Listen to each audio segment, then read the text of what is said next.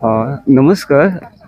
আজি কোকৰাঝাৰৰ চতুৰ্থ সাহিত্য উৎসৱ আজিৰ পৰা আৰম্ভ হৈছে তিনিদিনীয়া কাৰ্যসূচীৰে। এই কাৰ্যসূচীত অংশগ্ৰহণ কৰিবলৈ আমি দেশ বিদেশৰ আলহীবিলাক ইনভাইট কৰিছিলোঁ। আমাৰ এই চতুৰ্থ কোকৰাঝাৰ লিড ফেষ্টিভেলত ইতিমধ্যে আপোনালোকে জ্ঞাত যে এই উৎসৱটো সাফল্যমণ্ডিত কৰিবলৈ বিদেশৰ পৰাও মানে লেখক লেখিকাসকল আহি পাইছে অলৰেডি। আমি আগতে আপোনালোকক মিডিয়াৰ যোগেদি জনাইছিলোঁ যে এইবাৰ আমাৰ 9জন বিদেশী মানে লেখক লেখিকাসকলে অংশগ্ৰহণ কৰিব। এতিয়ালৈকে আমাৰ ইয়াত কোকৰাঝাৰত 7জন মানে তেওঁলোক উপস্থিত হৈছে আহি। আৰু আমাৰ ভাৰতৰে বিভিন্ন ৰাজ্যৰ পৰা আমাৰ নৰ্থ ইষ্টটো বাদ দি পেলাই অলৰেডি 67জন আলহী আমাৰ তেওঁলোক আহি পাইছে। আৰু আমাৰ যি নেকি বড়োলেণ্ড বা আসামৰ পৰা মিনিমাম 110জন মানুহে অংশগ্ৰহণ কৰিম বুলি তেওঁলোকে অলৰেডি সন্মতি প্ৰদান কৰিছে। আৰু ইয়াৰে বেছিভাগ লোক অলৰেডি আমাৰ ইয়াত আহি পাইছে। গতিকে আজি প্ৰথম দিন হিচাপত আমাৰ যিটো পতাকা উত্তোলনৰ কাৰ্যসূচী আছিল, সেই কাৰ্যসূচী আমাৰ অৰ্গেনাইজিং কমিটি বা আয়োজক কমিটিৰ সভাপতি ডাঙৰীয়া ডক্টৰ অনিল বড়ো ডাঙৰীয়াই অলৰেডি পতাকা উত্তোলন কৰিছে। মাৰ্টায়াৰসকলক আমি সন্মান যাচি অলৰেডি শ্ৰদ্ধাঞ্জলি জ্ঞাপন কৰিছোঁ। আৰু ইয়াৰ লগত সংগতি ৰাখি পেলাই উৎসৱৰ লগত সংগতি ৰাখি পেলাই আমি যিটো বুক ফেয়াৰ বা আমাৰ গ্ৰন্থমেলা, সেই গ্ৰন্থমেলাও ইতিমধ্যে আমাৰ উদ্বোধন হৈছে। আৰু এইটো উদ্বোধন হোৱাৰ পিছত আমাৰ ইনাগুৰেল ছেশ্যন, যিটো আমাৰ পৰ্বৰ বা উৎসৱৰ মূল কাৰ্যসূচী, এইটো আমি অফিচিয়েলি ইনাগুৰেট কৰিম। সেই ইনাগুৰেশ্যন প্ৰগ্ৰাম আমাৰ 11:50 পৰা আৰম্ভ হ'ব। আৰু ইতিমধ্যে ইয়াৰ প্ৰস্তুতিও আমাৰ সম্পূৰ্ণ হৈছে।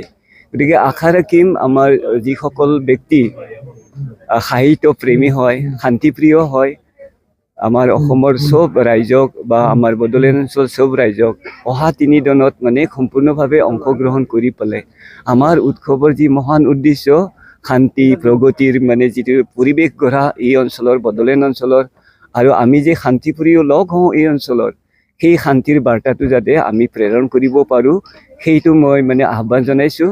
আৰু আপোনালোকে জানেই যে মূল বিষয় যিটো আমি থিম বুলি কওঁ, সেই থিমটোৱে হৈছে শান্তিৰ বাৰ্তাৰ সৈতে মানুহ, সংস্কৃতি আৰু সাহিত্যৰ মানে সেতুবন্ধন, যিটো আমি bridging people culture and literature with a message of peace, এই ধৰণৰ আমি বিষয়টো ৰাখিছোঁ। আমি আশা ৰাখিম এই 3 দিনত বিভিন্ন দেশৰ পৰা অহা, বিভিন্ন ৰাজ্যৰ পৰা অহা আমাৰ লেখক লেখিকাসকল, লগতে আমাৰ লোকেল বা স্থানীয় যিখিনি লেখক লেখিকাসকল, তেওঁলোকৰ মাজত যিবোৰ মানে ছেশ্যন হ'ব, যিবোৰ আলোচনা হ'ব, যিবোৰ মানে কবিতা পঢ়া, গল্প পঢ়াৰ ছেশ্যন আৰম্ভ হ'ব, সেই ছেশ্যনত আমাৰ মন অনুভৱ এইবিলাক এক্সচেঞ্জ হ'ব, বিনিময় হ'ব।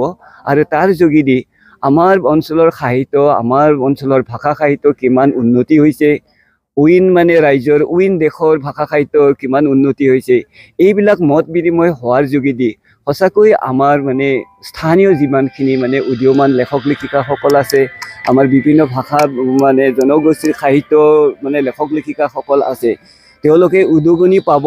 লগতে তেওঁলোকৰ লগত মত বিনিময় কৰাৰ পিছত যিখিনি জ্ঞান অৰ্জন কৰিছে, সাহিত্যৰ বিষয়ে যিখিনি জ্ঞাত হৈছে, সেইখিনি আমাৰ লোকেল ভাষা সাহিত্যত আমি এইটো প্ৰয়োগ কৰাৰ মানে সুযোগ সুবিধা পাম। আৰু লগতে শান্তিৰ যিটো মূল বাৰ্তা আমাৰ প্ৰেৰণৰ উদ্দেশ্য আছিলে, সেই উদ্দেশ্যও আমি ইয়াত সফল হ'ম এনেকুৱা আমি ভাবিছোঁ। যিহেতু বিভিন্ন জাতি জনগোষ্ঠীৰ মানুহ ইয়াত মানে অংশগ্ৰহণ কৰিব অহা মানে 3 দিনত, সঁচাকৈ ই এটা মানে এনে এটা উৎসৱ হ'ব, চব জাতি জনগোষ্ঠীৰ এটা মিলনৰ উৎসৱ হ'ব বুলি আমি ভাবোঁ।